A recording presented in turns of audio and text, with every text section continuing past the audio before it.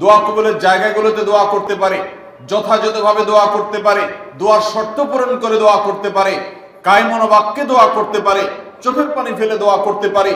দোয়া এত বড় অস্ত্র, দোয়া এত বড় মাধ্যম, দোয়া এত বড় একটা উপায় যে এটা দিয়ে আল্লাহর লিখন, আল্লাহর তাকদীর, এটা আল্লাহর কাছ থেকে পরিবর্তন করিয়ে আনা যায় এই দোয়ার মাধ্যমে। অথচ এই দোয়াও আমরা বেশি মানুষ করতে পারি না। আমরা হুজুরদের দিকে চায় থাকি যে হুজুরদের সাথে আমরা শুধু আমিন আমিন বলবো, নিজেরা আল্লাহর কাছে দোয়া করবো এটা আমরা জানি না। অথচ আল্লাহ বলেছেন উদউনি আস্তাজিব লাকুম, তোমরা আমার কাছে দোয়া করো, আমি তোমাদের দোয়া কবুল করব। অতএব ভাইরা আমার, আমরা আল্লাহ রাব্বুল আলামিনের কাছে আমাদের ভাগ্যে যেন ভালো কিছু লেখা হয়, সেজন্য আল্লাহর কাছে বেশি বেশি করে দোয়া করব। এবং আমাদের তাকদীরে যদি কোনো ক্ষতিকর কিছু থাকে তো সেটা যেন আমাদের ক্ষতি না করে আল্লাহ রাব্বুল আলামিন যেন আমাদের প্রতি রহম করেন, এই মর্মে আমরা যদি দোয়া করি তো দোয়ার মাধ্যমে আল্লাহ তাআলা তাকদীরও পরিবর্তন করে। অবশ্য তাকদীরের মধ্যে দুইটা প্রকার আছে, একটা তাকদীরে মুবরাম আর একটা তাকদীরে গায়রে মুবরাম। তাকদীরে গায়রে মুবরাম যেটা, সেটা তাকদীর দোয়ার মাধ্যমে ফয়সালা আল্লাহ পরিবর্তন করেন।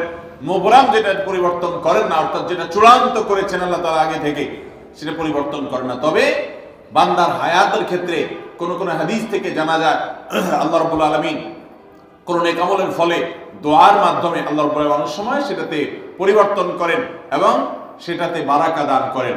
অতএব আমাদেরকে তাকদীর, ভাগ্য যেন সুপ্রসন্ন হয়, আমাদের নসিব যেন ভালো হয়, আল্লাহ যেন ভালো কিছু দান করেন, সেই জন্য শবে বরাতে রাত ভরে ইবাদত বন্দিগি, এই জন্য নয়, বরং আমাদের ভাগ্যে ভালো কিছু হওয়ার জন্য বছর জুড়ে আমাদেরকে নেক আমল করতে হবে।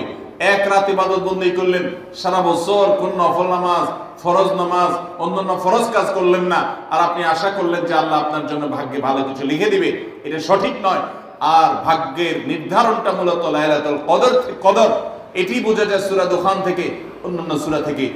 অতএব আমাদের সবাইকে আমাদের ভাগ্যে ভালো কিছু লেখার জন্য বেশি বেশি আমাদের 5 ওয়াক্ত ফরজ নামাজ সহ আল্লাহর সমস্ত ফরজ বিধানগুলো মেনে চলতে হবে, হারাম এবং গুনাহের কাজগুলো থেকে বেঁচে চলতে হবে, এবং সেই সাথে আমাদের সবাইকে বেশি বেশি করে, বিশেষ করে নেককারদের কাতারে শামিল হতে হবে। আমি যত বেশি নেককার হতে পারবো, ওই যে নামাজে আত্মেহাতের মধ্যে নেককারদের দোয়া পাবো, আমার প্রতি শান্তি আল্লাহর এমনি বর্ষিত হবে। এবং দ্বিতীয় আমল হলো বেশি বেশি করে আত্মীয় স্বজন, রক্ত সম্পর্কীয় যারা, তাদের সাথে বিশেষভাবে সুসম্পর্ক বজায় রাখতে হবে। সম্পর্ক নষ্ট করা যাবে না, সম্পর্ক ছিন্ন করা যাবে না। এবং তৃতীয় আমল হলো বেশি বেশি দোয়া করতে হবে। এই তিনও আমল যখন আমরা একযোগে চালাবো, একদিক থেকে সাধারণ সব নেক আমল করব, বিশেষভাবে আমি আত্মীয় স্বজনের সাথে সম্পর্ক বজায় রাখার চেষ্টা করব, এবং আল্লাহর কাছে দোয়ার আমলটা বেশি বেশি করব, বরকত নাজিল হওয়ার মতো কাজগুলো বেশি বেশি করব, ইনশাআল্লাহ আল্লাহ রাব্বুল আলামিন আমার নসিবে ভালো কিছু দিবেন এবং মন্দ কিছু থেকে আমাকে বাঁচাবেন। নবী করিম সাল্লাল্লাহু আলাইহি সাল্লাম আল্লাহর কাছে দোয়া শিক্ষা দিয়েছেন, আল্লাহুম্মা ইন্নী আউযু বিকা মিন দারকিল বালা, আল্লাহুম্মা ইন্নী আউযু বিকা মিন সুইল কাদা। আল্লাহ, আপনার কাছে আমার ভাগ্যের ক্ষতি থেকে আমি আপনার কাছে পানা চাই। অর্থাৎ আমার তাকদীরে, কাজার মধ্যে যদি কোনো ক্ষতিকর কিছু আপনি লিখে থাকেন, তাহলে সেই সুউল কাজা, এটা থেকে আমি আপনার কাছে পানা চাই। অতএব এই মর্মে আল্লাহর কাছে যত বেশি আমরা দোয়া করব, আল্লাহ রাব্বুল আলামিন আমাদেরকে তত বেশি হেফাজত করবেন।